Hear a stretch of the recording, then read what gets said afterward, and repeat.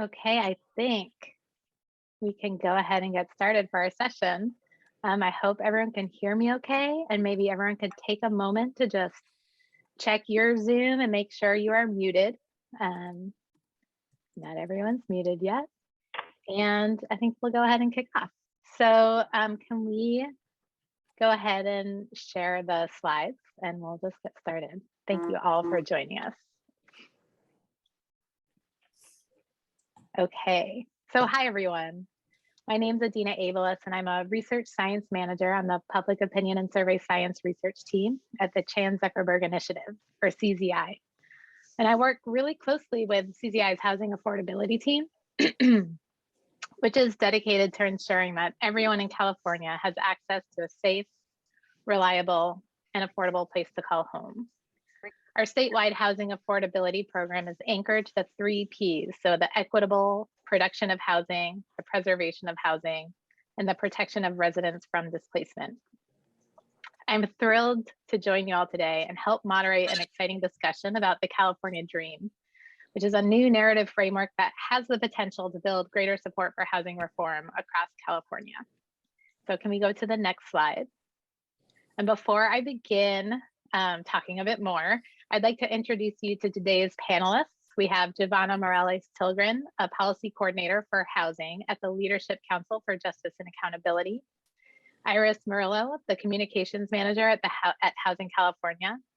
And Tommy Newman, the vice president of engagement and activation at United Way of Greater LA. And I'm so thankful that they'll be here to speak to you, and I'll get to them in just a minute. Next slide, please. Before we get started, I wanted to give just a brief overview of why we are discussing a new narrative today. So as many of you know, Californians can hold various views and beliefs about why there is a housing affordability crisis and various beliefs about what the solutions to that crisis should be. And housing advocates across the state are already using compelling messaging for this diverse audience. Though they're often focused on specific wins or in specific regions, and they haven't had the opportunity to be coordinated across the state or focus on working together to change the larger narrative context in which individual housing campaigns take place. And so advocates have long voiced a need to identify a statewide unifying narrative. And coming up with a statewide unifying narrative can help frontline organizations shift the conversation on California's housing affordability crisis. It can help build public and political will in support of housing reform and can move residents in favor of actionable, sustainable solutions to the housing affordability crisis. Next slide, please. Thank you. And so in response to this need voiced by housing advocates, by our grantees and partners that work on housing across the state, CZI embarked on a research effort several years ago to work to identify a new unifying narrative. And the findings we have to date have been summarized in this white paper. And to help guide this research, we pulled together a cross-sector steering committee to help inform the direction of our research. And thank you to the organizations represented on the panel who are part of that steering committee. And over the past few years, we've conducted qualitative and quantitative research to both understand the public that we wanted to reach, and then use that understanding to design and test different narrative frames that can really do 3 main things. First, we wanted to find something that would unify rather than polarize the public. We wanted it to be flexible enough so that different messaging and different housing issues could fit under a larger narrative umbrella. And over the long term, we wanted this to move voters to see housing as a right rather than a privilege, to support production in their communities and increase their likelihood of taking action. The next slide, please. And to give you just a sense of how we work on understanding our audience, we conducted an audience segmentation, and the way that we did it really expands on the traditional way to break down audiences, which is by gender, race, age, or other demographics, or by political partisanship. But our segments aren't based on those characteristics. Instead, they're based on values, motivations, and the prevailing attitudes towards housing as an issue. So this approach, we think, provides us with a deeper understanding of the audience we're trying to reach and help us design and test different narrative frames. And next slide. And so our research findings to date indicate that the California dream was the most effective at meeting a broad cross-section of California voters where they are, with the goal of garnering more support for housing reform in both the near and the long term. So this narrative frame really redefines the American dream and creates the California dream. It talks about an inclusive, collective future where people from all different backgrounds have a place to live. And it taps into our identity as Californians, as innovators, leaders, and problem solvers. And this frame, compared to the other ones that we tested, was the most effective at moving California voters to see housing as a right, to support production in their communities, and increase their likelihood of taking action in support of housing solutions. And so at this point, we're moving into the next phase of our narrative work, where we're going to really work on refining our learnings and working to understand how the application of this dream, California dream frame, impacts regional and issue-specific messaging. And we're working with the panelists on that research, and we're excited to let you know how that goes once we get our findings from that. And next slide. So with that, I'm happy to pass the mic to our panelists who can dive a bit deeper on the different messaging challenges they face in the field and share their perspective on how a unifying narrative can help build greater support for housing reform. So I'd like to ask each of our panelists if you can share first an overview of your respective organizations, as well as some of the messaging challenges your teams have faced in the field. And so Iris, I'd like to go ahead and start with you. Great, thank you so much. Such a pleasure and honor to be here. At Housing California, we're a statewide nonprofit affordable housing homelessness advocacy organization dedicated to improving life within our golden state. And our focus is preventing and ending homelessness, increasing the variety and the supply of stable, accessible, permanently affordable homes in thriving communities. And we organize people impacted by housing injustice and their allies. And we're really dedicated to shifting the narrative, to spur action, to create a better future for all Californians. And with coalition partners, many of you, we advance equitable systems change and structural reform solutions, policy solutions that are grounded in lived experience and social and economic policy research. To talk about a little bit of the challenges that we see out there, to start with, the capacity and the expertise to affect narrative change varies widely. As we've seen, there are misconceptions, misinformation about the causes of our housing crisis and potential solutions that often make it hard to find a common ground and a path together. Even advocates and practitioners within the housing justice ecosystem agree on solutions. We often struggle to spur action outside of our own constituencies because the field has varying levels of capacity and narrative change expertise. So we really need more tools to build our best case, so more people become collectively invested in what we know works. And then another challenge is coalescing around a shared message is challenging in coalitions. When we're working in coalitions with partners, of course, each may have their own perspectives and their agendas, which make landing on a commonly agreed, language difficult at times. And then ultimately, the other thing is integrating the voices of those with lived experience into our communications is crucial. Amplifying the voices of those with lived experience is essential to humanizing the issues that we're tackling and helping the larger community relate to their neighbors. Yet, especially when we have short turnaround times, as is often the case in communications, direct access to those whose stories we really need to hear can be challenging. So, those are just some of the issues that we've come across. I would like to, if okay, pass it on to Giovanna. Yes, thank you so much, Iris. Giovanna, please go ahead. And Gavin, I think we could go to the next slide. Yes, hi everyone. Again, my name is Giovanna and I'm the Housing Policy Coordinator with Leadership Council. And Leadership Council for Justice and Accountability fundamentally shifts the dynamics that have created the stark inequality that impacts California's low income and rural regions.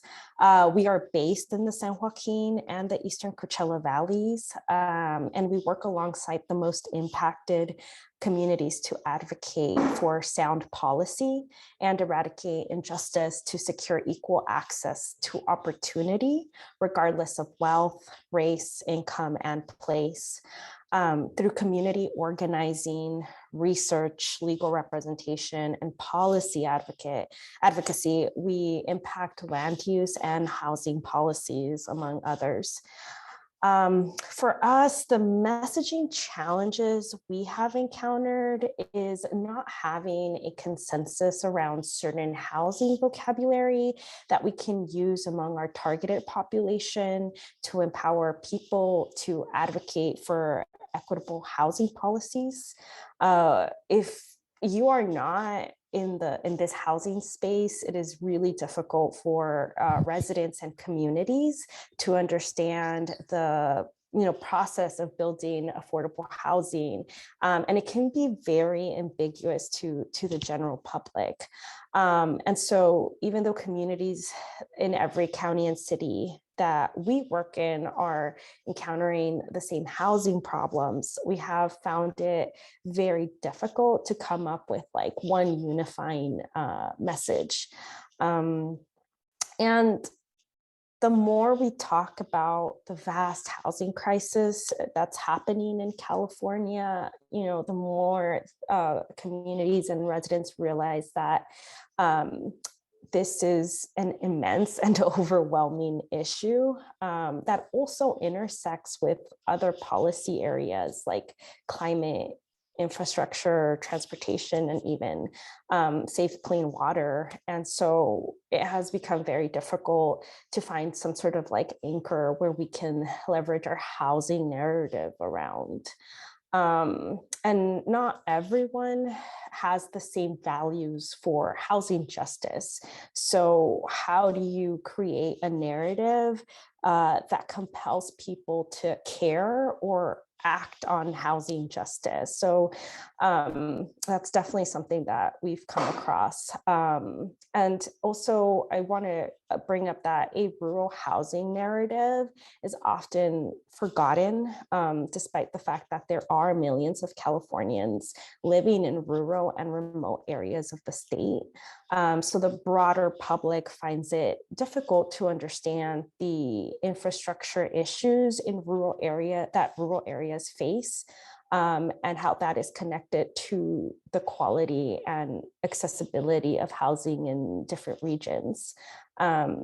So these are just some of the issues that we've come across when it comes to messaging and housing and the regions we work in.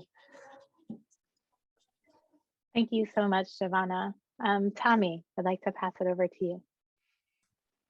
Yeah, so great to be here, and appreciate being part of this smart crew, and thank you everybody. I was looking at the options for where you could be right now, and there are a lot of great options. I was like, oh, I would definitely go to that other one and maybe not this one. So I get it and really appreciate all of you making the time. Hopefully we make it worth it. If we can jump to the next slide, I'll just share a little bit about what we're up to here in LA and the role that we play. So the United Way Greater LA is actually celebrating its 100th birthday this year. And for about the last 15 years, we've worked very specifically on homelessness, started with the support of the Hilton Foundation back in the late aughts, really focused on chronic homelessness. And even as we saw the number of people leaving chronic homelessness exponentially increase over the last decade, up nearly 1,000%, homelessness continued to increase. And we all know why on this call. It's because we don't have enough housing that low-income folks can afford. And so that really took United Way of Greater LA into the housing space with more intention and focus over the last roughly 4 years. We've built our better understanding, a clearer vision, our strategies that we're going to work on. And so that translates into a clear goal that no one spends more than 30% of their income on housing in LA County. So if that's our focus, then the question is, how do we get there, and what's the role for United Way in LA with many of our partners? And I see a lot of great partners here joining the call today. How do we do that? And so we've really focused on building public and political will to support the policy change, to be a voice so that people can be a voice in their own communities, in their own neighborhoods, with their friends, colleagues, family. So how do we empower folks to be able to talk about that, both the challenges and the solutions? And so we're just really appreciative to CZI for this research, because I think that's directly what we're all driving at here. How do we frame what's going on, what the solutions are in ways that resonate, in ways that make sense, in ways that drive change and build public and political will? If we're talking about challenges, we're losing ground on that front in LA. In LA, especially for those of you who are in LA, you know this, but you probably picked up on this around the state. Homelessness is the #1 topic of conversation. In a recent poll that we did back in December, homelessness was the #1 issue, and affordable housing was the #2 issue. But the level of importance was a significant drop between homelessness and affordable housing, nearly 10 points less important. So what does that tell us? It tells us that despite all of our hard work, all of us collectively, we still have not yet figured out how to connect the dots between those two things, which is a problem and something we need to focus on. And then we've also lost ground as of late in terms of the prioritization of permanent solutions, structural change, long-term meaningful reform versus short-term solutions and band-aids. And so you can see I pulled from an LA Times poll in December, this question between short-term shelter or long-term housing. And you can see that voters, likely voters, by a 27-point margin were favoring short-term shelter and solutions. In the same poll that the Times did 2 years ago, people were split. So we're losing ground on the public and political will component. We're seeing it in our mayor's race here in LA right now.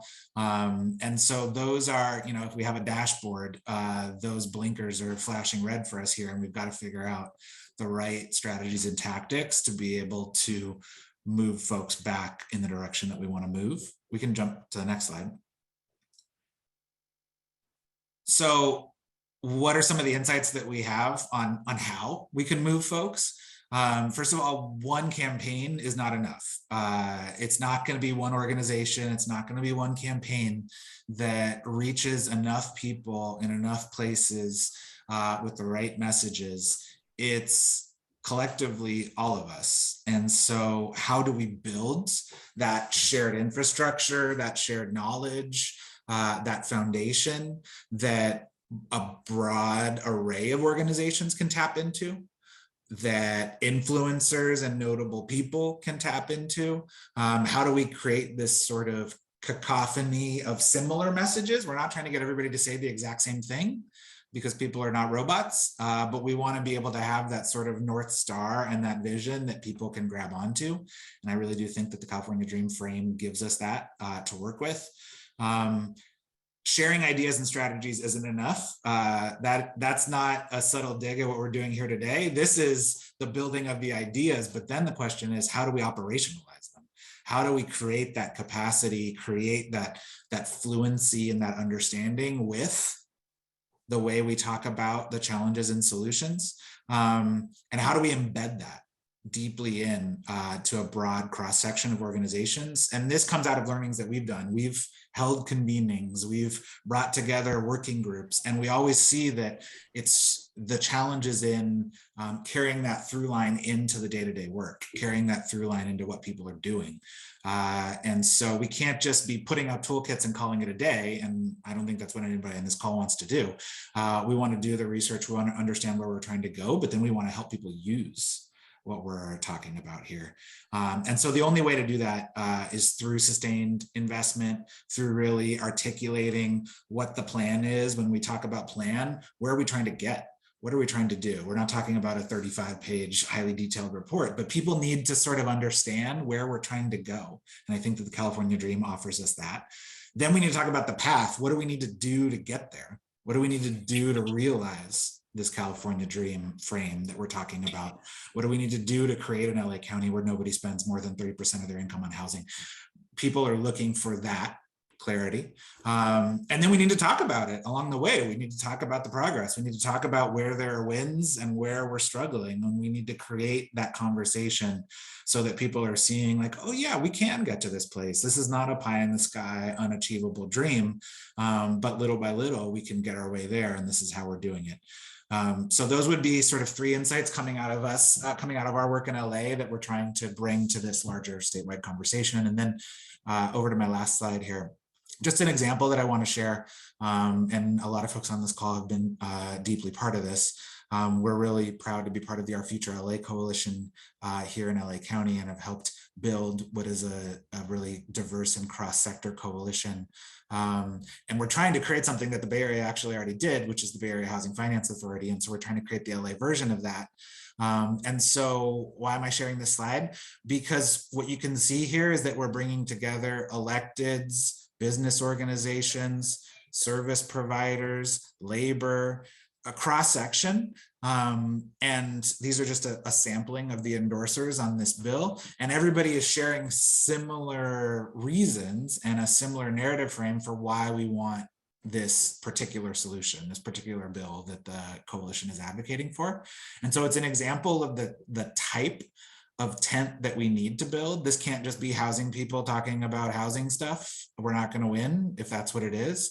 How do we bring in a cross-sector, cross-cutting coalition? How do we build that up and down this state? And then how do we equip organizations like these, elected officials and others, with the right tools and the right messages and build that conversation? That's how we will shift a narrative, and that's how we'll get to the place we're trying to go. So that's my quick overview, and I will throw it back to Adina. Thank you so much, Tommy, for that. And thank you, Iris and Giovanna, for your introductions and your insights into the messaging challenges that you're facing. And so if we could go to the next slide. We actually want to build on what Tommy was just saying, starting this larger conversation with each other. And we're going to try something. We're going to go into a breakout rooms on Zoom in the conference. One of the panelists or I will be hopefully in your breakout room, and we want to hear from you or share with each other what are some of the messaging challenges that your organization might be facing or that you think could be faced by organizations. We heard some really big and important challenges, thinking about how can you tap into the same type of language or vocabulary, given that there's so many different organizations coming together where there might be important regional differences. We talked about, there's just different values of people in California. So how can you come up with something that is broadly resonant with different people in the state? And also just tackling that this is an overwhelming issue. So how can we maintain this idea that something can be done and that we can do it together? So the questions that we're going to focus on are about the messaging challenges, and also how might you think about, just with this brief kind of introduction about the California Dream narrative framework, can you see that making sense in your work, in your region, on your issue? What might be some nuances that you have to really think through in order to either use the California Dream narrative or some other unifying narrative throughout the state? And I think we'll be able to have, or in each room, we should have these questions, so you don't have to memorize them now. And then I'm gonna see if I could kick it over to Gavin to divide us into our breakout rooms. We'll have about 10 minutes in there to have a good conversation, and then we'll meet back here. Does that sound good, panelists? Anything else you want to add to that? I'm ready. Okay, let's do this.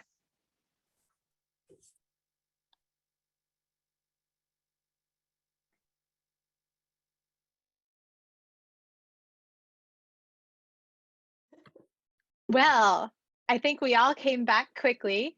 So you're probably in the middle of an interesting conversation. I'm sorry we couldn't keep going, but welcome back. And just for a brief moment, I'd love to invite you all to just maybe share one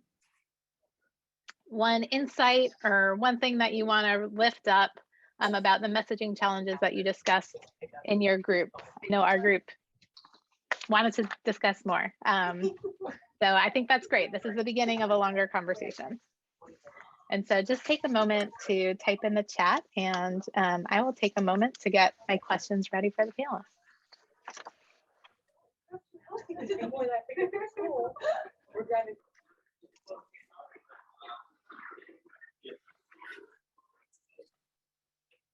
Okay, and maybe just for a moment while we're sitting here, can I ask Gavin if you could go back to, I think it's slide number 3. Sorry, it's going to be way back. Next slide. And sorry, okay, next slide. Next slide. I did not know the number. Here you go. So this is the narrative. So this is the language that we tested, and the pieces in there are about California identity, rethinking the American dream, and an inclusive, hopeful future where everyone has a place to live. Okay. Okay. So take a moment now to also mute yourselves once we're out of the breakout rooms. We were unmuted. And now I'm going to start off with another question, and we can move ahead back in the slides back to the one just after the Zoom breakout slide. And as we're getting there, Iris, this next question is for you. I wanted to hear from you about how the Housing California team is approaching the California dream narrative, thinking about it on a statewide scale. And how are you using that or thinking about it? Great, thank you. So we've been working with CZI and their narrative experts, your researchers such as yourself, and tested a variety of frames over time. And of course, the winning frame being the California dream frame, and it centers around rebooting the American dream and to make a more inclusive state with opportunities for all. And so we've really, we strive to weave this frame into our collaborative communications work. So when we're working in coalition, trying to spend a little time really thinking about how this frame can be integrated into our messaging in a variety of ways, whether it's in our social media messaging, the imagery, sometimes video. And so that is definitely one way that in statewide in our coalitions, which our partners are all over the state, to try and proliferate the use of this frame. We've also started a project working with a diverse range of organizations from across California to integrate the California Dream narrative with state efforts to align health and housing systems. So we're kind of launching that and getting that off the ground. So we are definitely working kind of with multi-sector partners to, you know, kind of again, kind of coalesce our messaging around this frame. And, you know, also in this process, of course, trying to work on increasing the capacity and the competency of our housing, health, and multi-sector partners and their comfort level in using the California Dream narrative. And, then of course, we have our annual conference here that is a means of lifting this up and using these workshops and these sessions to wrestle with it and try to tackle, some of these questions. So that is on a statewide level, how we're kind of approaching this. And Adina, we're going to talk about the day-to-day work in a later, or should I touch on that now? Can you repeat that, Iris? You just cut out when you said that. Oh, no, just wanted to make sure, we're talking statewide only, or are we also talking about the day-to-day work? Oh, you could talk about the day-to-day work too. Yeah, that would be great. Okay, great. So in our day-to-day work, really what we're doing is we start with, and I mentioned this in our breakout room, was really focusing on our shared vision and values to help everyone see themselves in the solution. We try to look at the big picture, how does our coalition work coincide with the California Dream narrative framework? How can we drive the conversation? So kind of spurring that engagement, and really looking at our choice of words to move targets to think differently. If our target is a legislator, or different groups that we're speaking to see their vested interest in a collective future.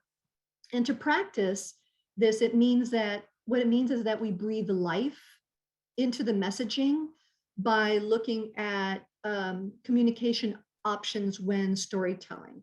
So we collect and tell stories of those affected, showing the diversity, human spirit. We partner with organizations that can help us access some of those stories, because through RUN, we certainly work with those that are living in affordable housing, but sometimes we're looking for more nuanced stories that we don't have immediate access to, but we partner with organizations that can provide access to those stories. And then we work on lifting them up and then integrating it into the California narrative as we talk about rebooting the American dream. And so we kind of, we ground it in those stories, and always with this aspiration of where do we want to go. And then the other things we do, follow on social media, other organizations that are using the California Dream narrative, and deriving inspiration from that. Signing up for the newsletters or that I see often uses that language. So it inspires me as well. And we highlight how our multi-sector partners are successfully working together to align and strengthen policies that produce the desired outcomes. And we make our case for policy change. We strive to convey the role our constituents and our targets have in realizing this vision. We convey how we all benefit from these systems that govern housing in our communities. So we work together so no one falls through the cracks. And then really, ultimately, the California Dream is an inclusive, hopeful future that must be open to all people from all backgrounds and all walks of life. And in all sincerity, it's just, we're often inspired by our coalition members and our Residents United Network members who help give a grounded and inspiring perspective to our communication efforts. So I would say, that's really how we start with it, Adina. Yeah, that's great. Thank you so much for sharing that. And Giovanna and Tommy, your organizations are based in the Central Valley and Southern California. Can you talk about any regional nuances to leveraging the California Dream work? And also the same question, how does the narrative framework impact your day-to-day, or how do you think about it in your day-to-day work? And Tommy, maybe I'll start with you. Oh, I was going to throw it to Giovanna, but happy to jump in. I think I highlighted a little bit of that in some of my slides, talking about that disconnect between homelessness, the #1 issue, and housing affordability, a slightly distant second. So I think that that is a real challenge, because that directly translates to political will for where we can focus policymakers and where we can focus the conversation, where we can focus media.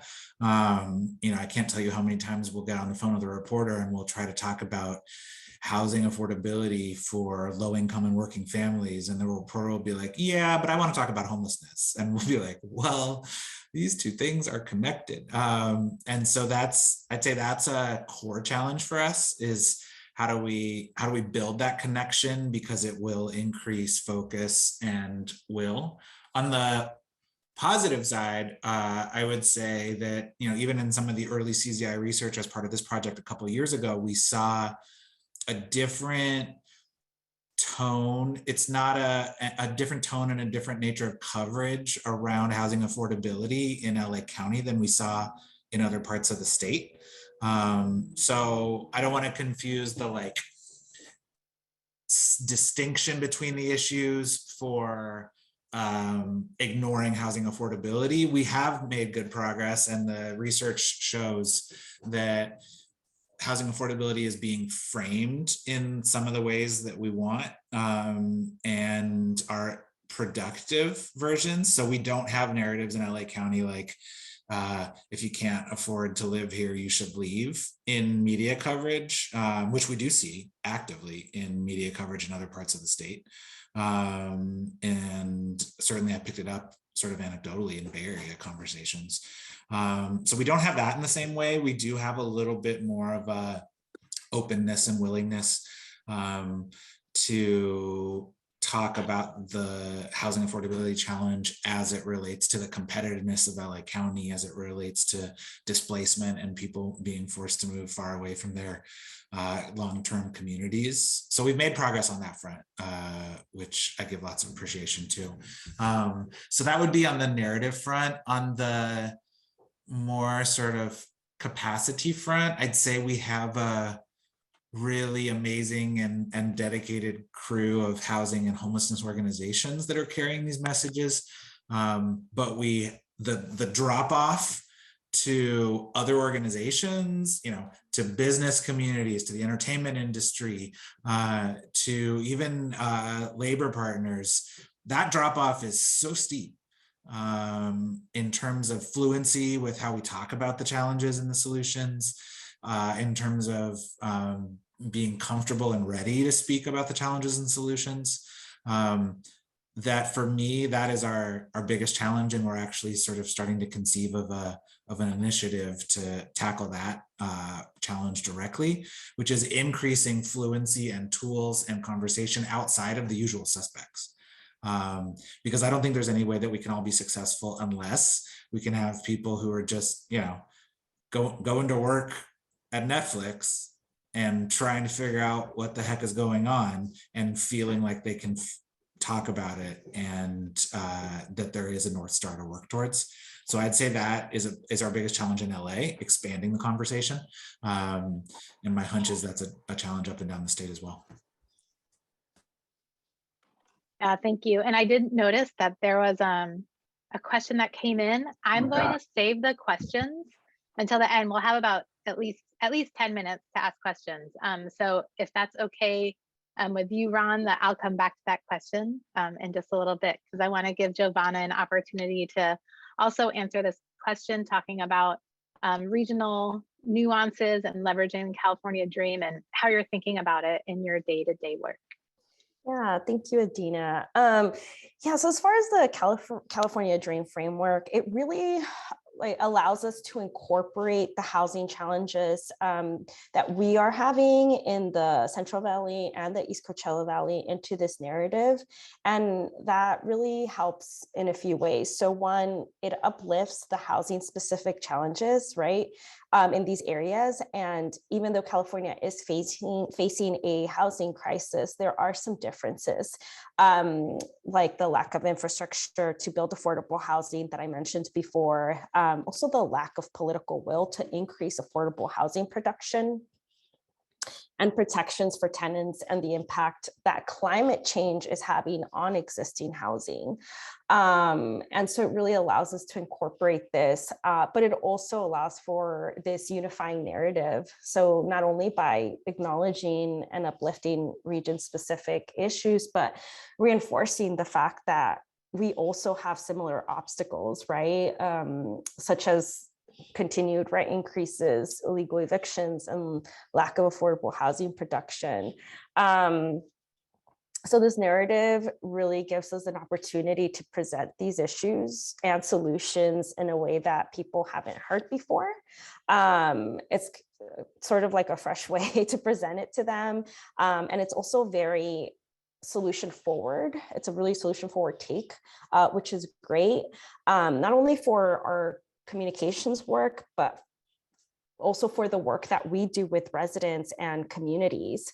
It has given us a chance to really use this narrative and engage residents around housing justice and connecting their advocacy work, not only with what's happening at the ground level, but also like what's happening at the state level. And that's something that, you know, it becomes really difficult because a lot of residents and communities in inland valleys kind of always feel apart from the rest of California. And it's really difficult for them to feel like their needs are being included when we're, you know, talking about housing policies at the state level. And so it really does give them a sense of like unity, like we're fighting for something together. And it's this, you know, whether it's for, you know, better housing or tenant protections, like it is unifying everyone. So that's something that we've started to use in our day-to-day work and just like our comms work and in our outreach with residents. This. Yeah, I did sort of training on my back. I'm sorry. Oh. Thank you so much, Giovanna, for that. And actually, I'll take just a minute now to see if I mean, it's great to hear your perspectives and your ideas. And I just want to give you one last opportunity to share any final thoughts that you'd like to share with this group here while you still have the floor before I open it up to questions. And so, Iris, any final thoughts?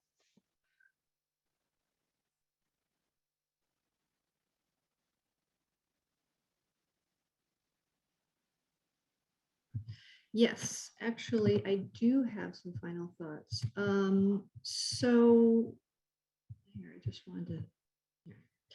So yes, I'd say with the California Dream Frame, I think within our own organizations, it's important to access and recognize the amount of expertise that communications lead and your colleagues have with building and shaping the narrative, and take advantage of every opportunity to train and practice your storytelling skills.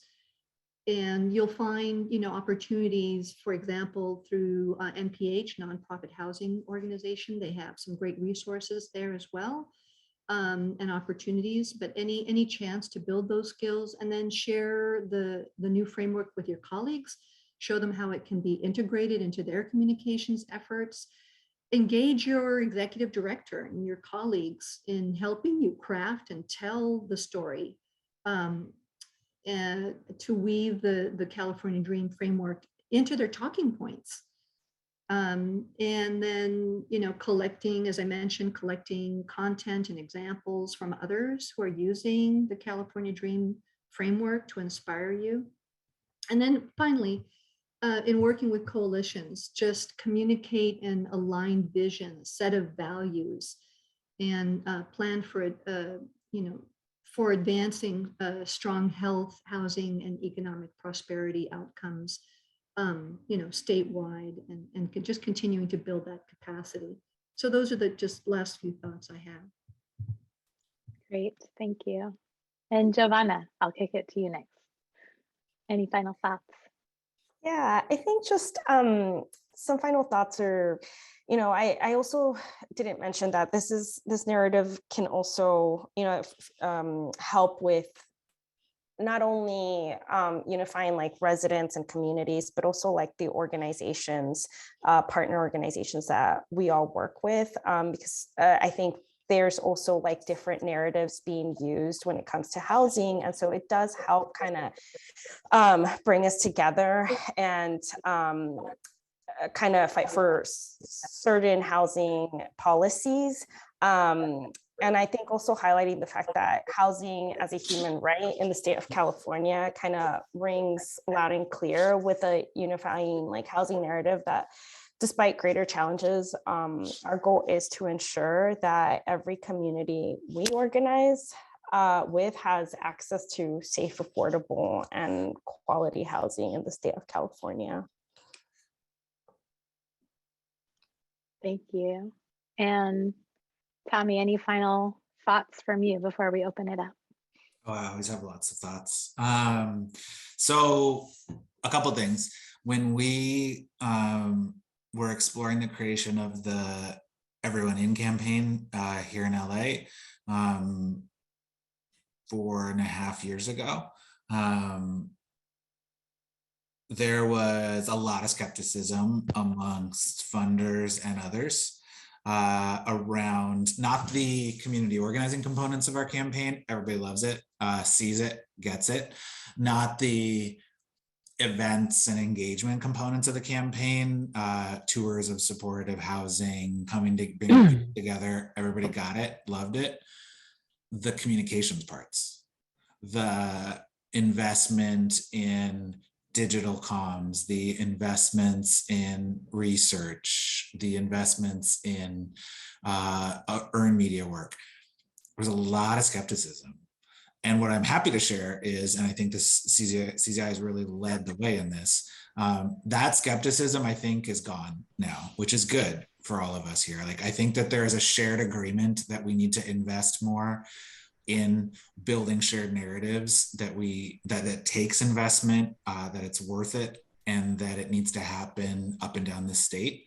And so that's a hopeful takeaway for me, and a good thing, because for a while there, comms and working on narrative wasn't sexy and wasn't interesting to people, but I think that has shifted, thank God.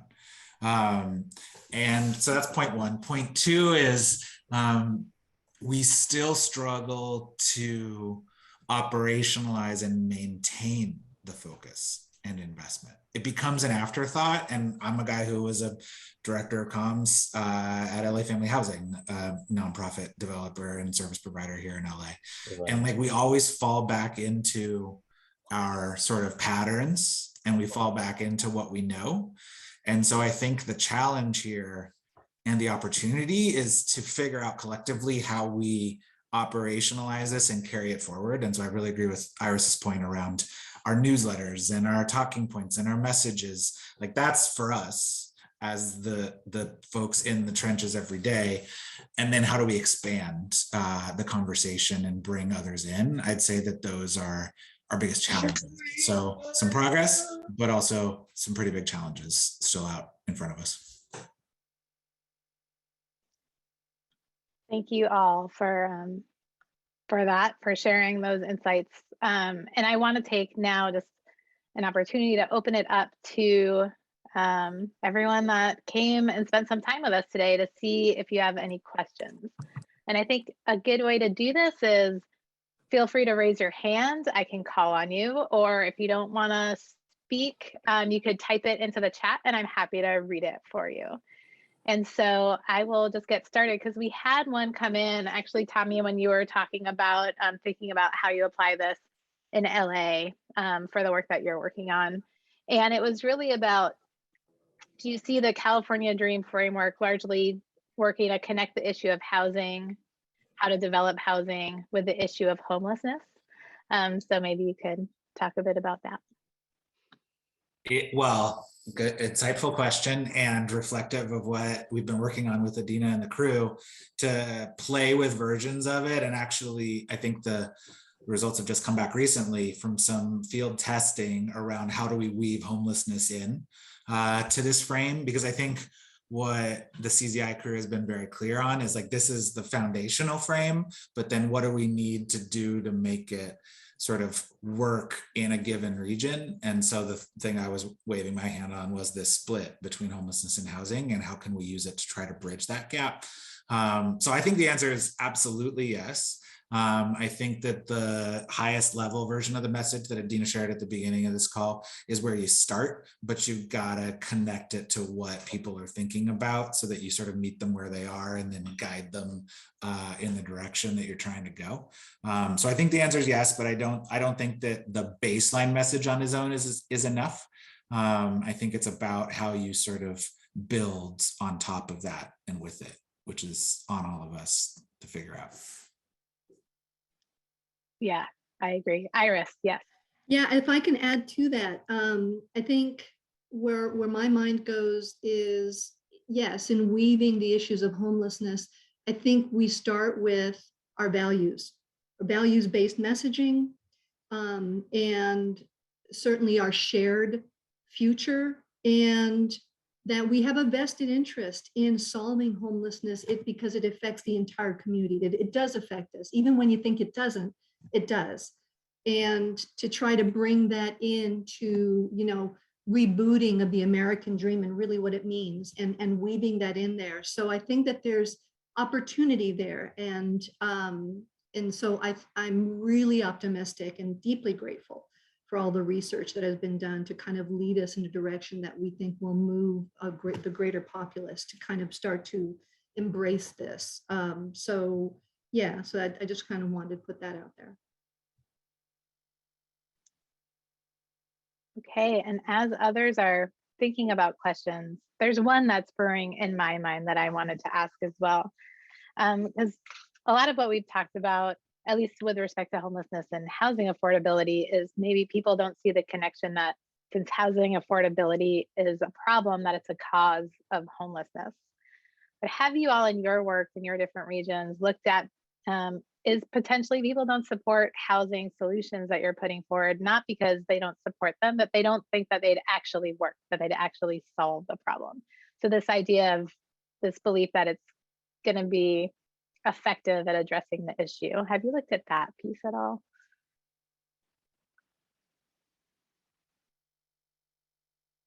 I'm happy to jump in. Curious others. People absolutely believe that permanent, stable housing is the solution. They just think that the barriers to creating it are too high and too complicated, and thus are bailing from that as the North Star and looking for faster and more immediate solutions. My colleague, a colleague of mine was on a panel yesterday or part of a conversation yesterday. And there was a slide that went up that the Turner Center put together that looked at all of the sort of costs of building of housing and all of the complications that go into it. We all know about it. And then somebody in the chat put, "This is why we need tiny homes." And my colleague got the screenshot of that, which was such a perfect encapsulation of here are the challenges to creating enough housing for everybody. And the person's response was, we need to knock out those barriers and make it easier. The person's response was, well, then we just need to go build more 8x8 tiny sheds. And that's what people should live in, which is not the California dream and not where we're trying to get. So I think, Adina, directly to answer, people know it. They just, that part I was talking about the plan, the progress, the path and the progress, the 3 Ps, the other 3 Ps, we got to do a better job of that so that people feel a sense of possibility. And if we can do that, then I think we get there. Yeah, I'd agree with you, Tommy. And I think in trying to help people at various levels, local levels, regional, state, to kind of internalize and utilize this California narrative is actually an answer to what you were just talking about, all these barriers, and you have to tackle them at those different levels with utilizing the messaging to move those people, to the populace and legislators or officials to embrace that change. But you have to utilize the framework to kind of trigger and move people towards that aspiration, towards that vision, and break down those barriers at a time. And it does seem like it's insurmountable, but it can be done. But we have to continue to provide more tools, easily accessible tools, to help them make their best case at whatever level they're at, for advocates. Yeah, and I definitely agree with that too. I also want to add, like, what we're seeing, at least in the inland valleys, is also this like lack of political will to do anything about it. I mean, this is something that we always advocate for, and residents have continuously brought this up to local government, and they are definitely more interested in market rate housing. And for us, and I know I've talked about this a lot, but just the lack of infrastructure is really important, because you can't build affordable housing if there is no connection to sewer or water. And unfortunately, that costs even more. So building affordable housing in these regions are just too costly. And so using this type of narrative can really help, not, again, like unifying like our messaging with local electeds, but also taking this to the state level as well, because not a lot of people are familiar with the high costs of building affordable housing in these regions because of the lack of infrastructure. Thank you. And I have one question that came in. Others, please feel free to submit your questions. This one is asking about, what are the financial resources to support local housing narratives for ongoing operations? Can anyone speak to that?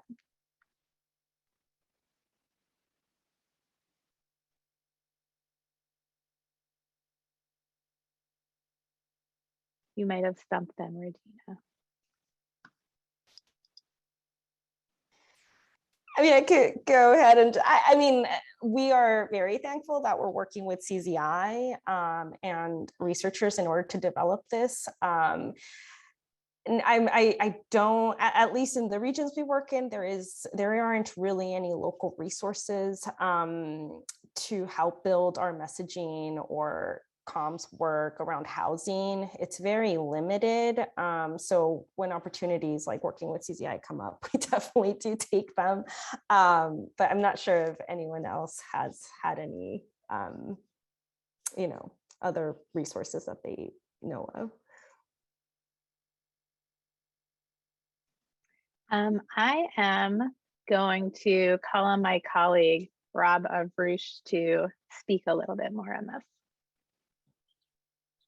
Hi, everyone. Rob Avrush, manager at the Housing Affordability team at CZI, and have the pleasure of working with many of our panelists on some of this work. And one of the things that I was just going to plug is that so much of where the rubber meets the road is we've got lots of research that's out there. And oftentimes we're like, how do we like start to apply this into our day-to-day work? What does this actually look like when I'm drafting a press release or a social media toolkit or a letter to a kind of city council member? And so in that spirit, what we've done is we've taken a lot of the kind of narrative research that's in the kind of California Dream white paper. And we are in the process of developing a kind of open toolkit that we'll be launching next month in May. And so be on the lookout for that, which is kind of intended to really give you all an open source kind of resource to digest what does this mean? What are these audience segments? How do they apply to my own kind of organization's context and region's context? And what are some of the ways in which I can start to kind of apply some of these learnings into my work? And that's going to also kick off a kind of webinar series where we'll kind of walk you through different components of the toolkit. So be on the lookout for that. It's definitely an area of resource. It's kind of capacity building that's important to kind of really deepening the orientation to narrative as a strategy, but also kind of creating this community of learning, right? Because so much of this is kind of iterative. We are constantly refining what frames are resonating with which audiences. And so being able to kind of do that in community while we're also trying to kind of coordinate and align around the shared narrative is, I think, something that's going to be a focus for the next couple months. And so be on the lookout for that California Dream Toolkit that's going to be coming in May. Thanks so much, Rob. And any last questions out there? Okay, Monica's just came in. What are some outcomes your organizations look for to gauge whether this messaging framework has been successful? Oh, I'd be happy to answer that one. So when we see this, some of our language reflected in words expressed from legislators or from reporters, to hear it back said to us it's exciting, and it does happen. And so that is truly inspiring. That is certainly one of the outcomes we are attuned to. Definitely as we see our coalition members kind of embracing it and using it in their own messaging. So that's also been very inspiring to see that as an outcome as well. And I'll add too, just from the research standpoint, we were looking a successful narrative to talk about here would be one that didn't create backlash. So in that way, we call it unifying, where it's not going to be polarizing the public that we're trying to reach. And that when we think about narrative change, that's actually a really long-term goal, where we're trying to change the stories that people tell about housing to one where it's the thought that housing is a right, not a privilege. And so that's one of the outcomes that we're looking at too. And then another one would be about support for different solutions. And the one we focused on in the research was around support for production in one's community. So those are other ways to think about the outcomes that we are interested in. Let's see. Oh, a web link to sign up for details on the toolkit and upcoming webinar series. Rob, if there is, okay, thanks. Rob just dropped in his email. So if you guys are interested, please make sure to jot that down so you could reach out and be part of the upcoming learnings. Okay, I think I have reached all of the questions. I'll go one last call for questions before we bring this to a close. And I don't see any hands.